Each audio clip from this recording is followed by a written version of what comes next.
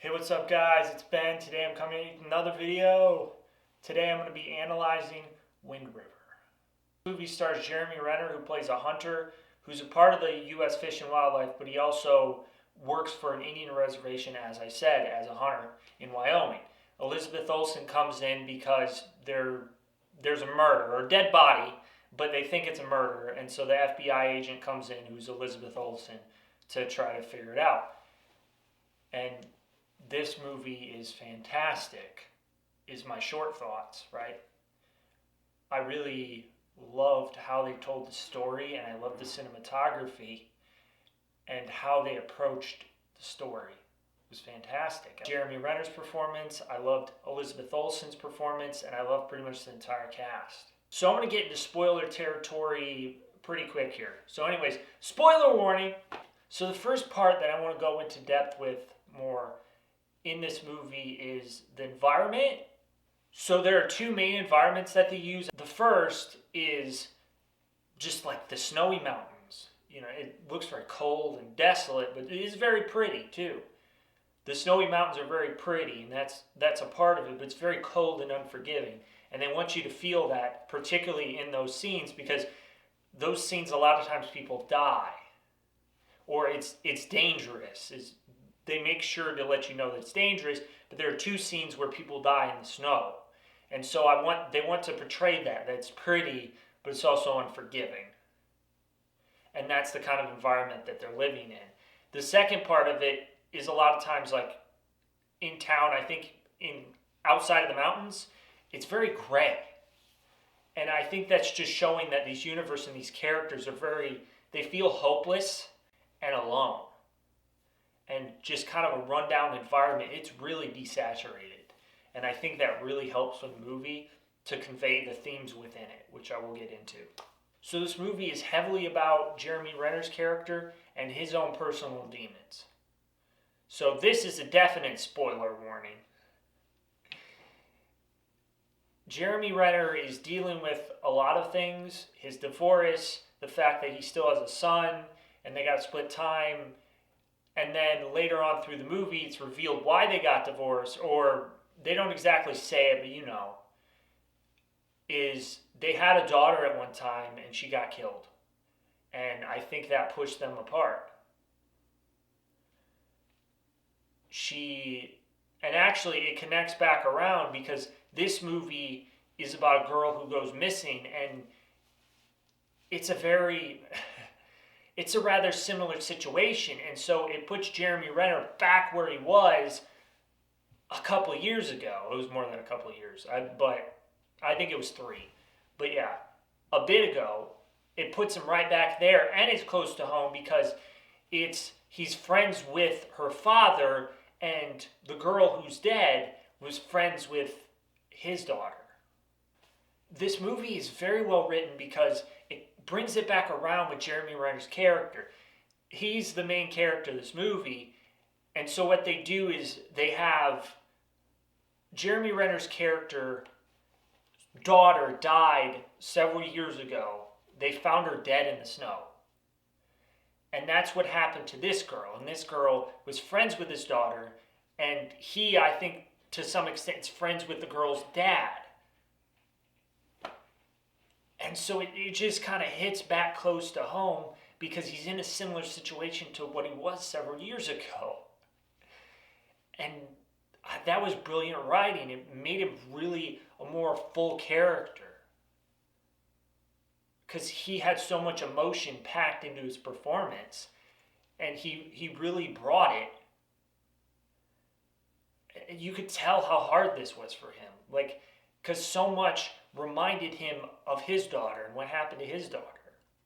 The movie sets up for you to care about the daughter well. It doesn't cover her a lot, at least about who she was, but it really makes you care for her because of how these people react around her and how much they liked her. And one particular scene that really sold it and made this movie very emotionally impactful was Elizabeth Olsen's character was wanting to talk to the mom of this girl, and she opens the door, and the mom's cutting her hands. She's cutting herself. And the camera shutters a little bit, and then Elizabeth Olsen backs up, and she's just shocked, and just, it was mortifying. And it really sold how much that this is hurting these people, especially the parents. That was a very strong scene, and it worked to really set up like how much grief these people are going through, and it puts emotional investment into finding out who did this. So they also build the friend, like adding that element of friendship, like I mentioned before, between the two daughters was very important because it really connected to Jeremy Renner, and like how much now he cares about this case because he cared for this girl, and he talks about it, how much he thought of her, which we'll get more to in a minute, but how highly he thought of her. And so when he's trying to find who did it, it's just that much more intense for him. Probably the most hard scene to watch in this movie is a flashback. It was of what happened that night when she was killed. And it's a very rough scene. It's hard to watch. And that scene alone pretty much builds, like, for the scenes that come next and how the movie finishes, it wraps like pretty much everything up just so that the movie can end it fantastically. It's not that long, but it shows that, one, probably most importantly, it shows that her boyfriend, this girl's boyfriend, what kind of character he was, because you know who the daughter was, but now you learn what kind of character he was, and you get a lot more emotional investment because he also died. And see, the thing of how they do that is like they're both trying to fight to get out of there because they work on an oil rig. He does too, and so this girl comes to visit him, and he's there alone, and he thinks that the other guys are going to be in town for the night drinking and being stupid, but they come back. And so that scares them, and it intensifies, and then eventually leads to a big kind of brawl between the boyfriend and them. And then it leads to them both getting knocked out, the girl getting raped, the boyfriend standing back up and fighting the best he can. She runs off into the snow, which the beginning sequence really sets up the movie, because that's where the movie starts. Is she's running through the snow, and then she collapses and bleeds out of her lungs. Like her lungs fill with blood because stuff starts to pop because of how cold she is. Now she had a coat on, but she was barefoot. And that's also something I will get to in a moment. He gets killed by them, and she's running away. And so they have this conversation before that where they're talking about where they can live.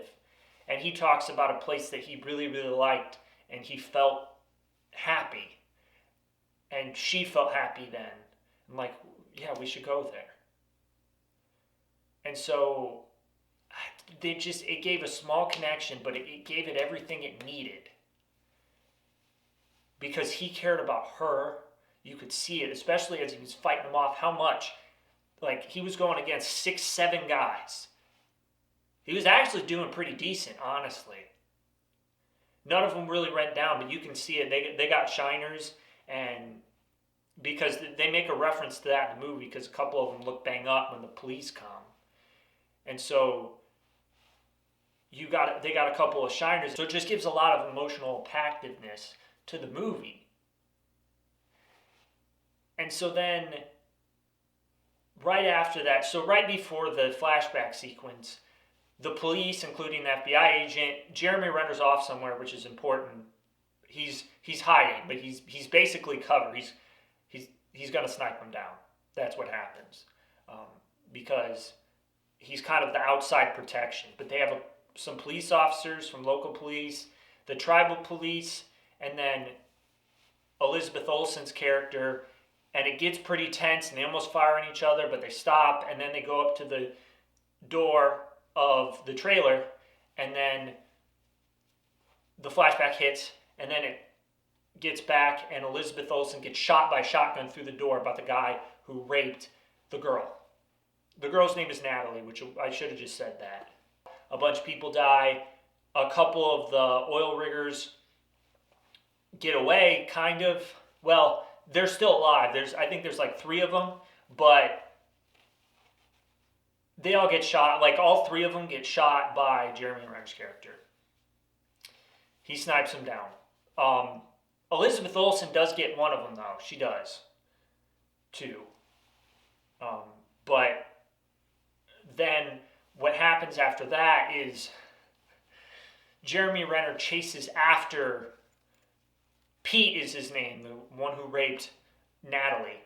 He's going into the mountains, and Jeremy Renner chases after him. And this is actually, I really love this scene. So this scene is really powerful where Pete runs off and he's in the woods in the snow and he's spinning around trying to find who's after him, and he can't, and then suddenly it stops. Jeremy Renner appears with his rifle and smacks him in the face with the butt. And everything just stops and goes still, and it's fantastic. How they did that camera movement was awesome. And so then it pops back up. Pete is in a sack in the snow without boots, and Jeremy Renner's sitting there talking to him, telling him to admit it, that he did it. Just be a man and say it. Pete admits it, and so one of the things, and this is something that I've been alluding to so far, is like how highly Jeremy Renner thought of her. Is one of the things that he said to Pete is that about how far that Natalie ran in the snow barefoot. She made it really far in the snow barefoot trying to escape. And he names it off, and he's like, that's a warrior. And actually, this is something I should bring up. He said it earlier. He's like, no matter how far, he says this to Elizabeth Olsen, he said, no matter how far you think that she ran, I guarantee you she ran farther, is the gist of it. And anyways, he gets Pete to confess, and he's like, okay, he cuts him loose, and he's like, here's your chance. You get the same chance that she got. And then he runs away, and he dies from the same thing that she died from in the snow. And that was a really good way to, it wasn't the exact ending, but it was a really good way to end the movie. It was poetic justice. And there's some other stuff. He talks to Elizabeth Olsen, who's in the hospital because she had gotten shot. And then he goes back and visits the dad of Natalie, and he is reconnecting with his son. So Chip reconnects with the dad. That's the end of the movie, is the dad talking about how Chip called him again. It was a good, heartfelt part of the movie. It was a good way to end it because kind of lets everybody know, hey, there might be a brighter future. He can reconnect with his son, maybe get one of his children back, and not lose both of them. Anyways, I've talked for a really long time, but as you can tell, I really like this movie. It's one of my favorites. It may not be a movie that I watch constantly, but it's got that kind of raw emotion that I'm really looking for. It just makes you feel hard. And it was really well done. It was really well shot, and it did have good sound too. And the performances were awesome. They were really good. And so that's going to be it for this analysis, guys. Please follow me on Letterboxd, and please follow me on Instagram. Please like, comment what you thought of this video, comment what you thought of this movie, and subscribe. So that's it. See you guys later. B-Dog.